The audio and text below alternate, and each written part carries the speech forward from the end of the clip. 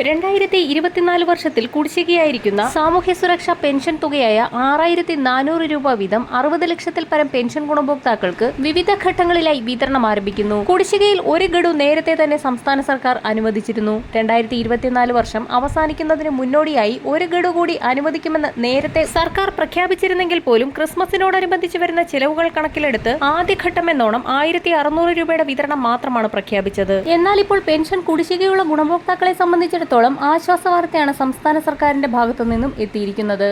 December മാസത്തിലെ pension വിതരണം പൂർത്തിയാക്കിയ ശേഷം ജനുവരി മാസം ആദ്യവാരത്തോടുകൂടി 1600 രൂപയുടെ ഒരു ഗഡു കൂടി അനുവദിച്ചേക്കുമെന്നുള്ള സന്തോഷ വാർത്തയാണ് ഇപ്പോൾ പുറത്തു വന്നിരിക്കുന്നത്. 2025 വർഷത്തിൽ ഇന്ദിരാഗാന്ധി ദേശീയ വാർദ്ധക്യകാല പെൻഷൻ ഗുണഭോക്താക്കൾ, വിധവാ പെൻഷൻ ഗുണഭോക്താക്കൾ, അവിവാഹിത പെൻഷൻ ഗുണഭോക്താക്കൾ, വിവിധ ഇനങ്ങളിലായി ഭിന്നശേഷി പെൻഷനുകൾ കൈപ്പറ്റുന്ന ഗുണഭോക്താക്കൾ, ഇതോടൊപ്പം തന്നെ വിവിധ ക്ഷേമനിധി ബോർഡുകൾ വഴി സർക്കാർ സഹായത്തോടുകൂടി പെൻഷൻ തുക വിതരണം ചെയ്യുന്ന ബോർഡുകൾ വഴിയുള്ള തുക കൈപ്പറ്റുന്ന ഗുണഭോക്താക്കൾ എന്നിവർക്ക് 2025 വർഷത്തിൽ കുടിശ്ശിക പൂർണ്ണമായും തീർത്ത് വിതരണം ചെയ്യുമെന്ന് ധനമന്ത്രി വാർത്താ സമ്മേളനത്തിൽ അറിയിച്ചിരിക്കുകയാണ്. ജനുവരി മാസം ആദ്യവാരത്തോടുകൂടി പെൻഷൻ തുക വിതരണം ആരംഭിക്കും. ജനുവരി മാസം അവസാനത്തോടുകൂടി അവതരിപ്പിക്കാൻ പോകുന്ന ബജറ്റും വരാൻ പോകുന്ന തിരഞ്ഞെടുപ്പും മുൻപിൽ കണ്ടുകൊണ്ടാണ് സംസ്ഥാന സർക്കാരിന്റെ തിരക്കിട്ട നീക്കം. ഇതോടൊപ്പം തന്നെ വിവിധ മേഖലകളിലെ പെൻഷൻ തുക കൈപ്പറ്റുന്ന ഗുണഭോക്താക്കൾക്ക് പെൻഷൻ അദാലത്തുകൾ ആരംഭിക്കുകയാണ്. പരാതികൾ ജനുവരി മാസം 3-ാം തീയതിക്കകം നൽകാവുന്നതാണ്. തിരുവനന്തപുരം സൗത്ത് പോസ്റ്റ് ഡിവിഷനിലെ പെൻഷൻ അദാലത്ത് ജനുവരി 10 രാവിലെ 11 മണിക്ക് തിരുവനന്തപുരം സൗത്ത് പോസ്റ്റൽ സൂപ്രണ്ട് ഓഫീസിൽ നടക്കും.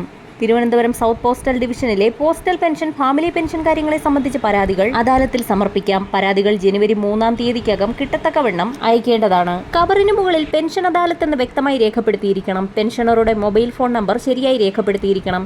പോസ്റ്റ് ഓഫീസിലോ ഡിവിഷണൽ തലത്തിലോ മുൻപ് സ്വീകരിച്ച് ഇതുവരെ പരിഹാരം കാണാൻ കഴിയാത്ത പരാതികൾ മാത്രമേ അദാലത്തിന്റെ പരിഗണനയ്ക്കായി സ്വീകരിക്കുകയുള്ളൂ. പെൻഷനെ സംബന്ധിക്കുന്ന സാധാരണ പരാതികളും ആദ്യമായി സമർപ്പിക്കുന്ന പരാതികളും അദാലത്തിൽ പരിഗണിക്കില്ല. അത്തരം പരാതികൾ വ്യവസ്ഥാപിതമായ മാർഗത്തിൽ പരിഗണിക്കും. വരും ദിവസങ്ങളിലെ പെൻഷൻ അറിയിപ്പുകൾക്കായി ചാനൽ സബ്സ്ക്രൈബ് ചെയ്യാൻ മറക്കാതിരിക്കുക.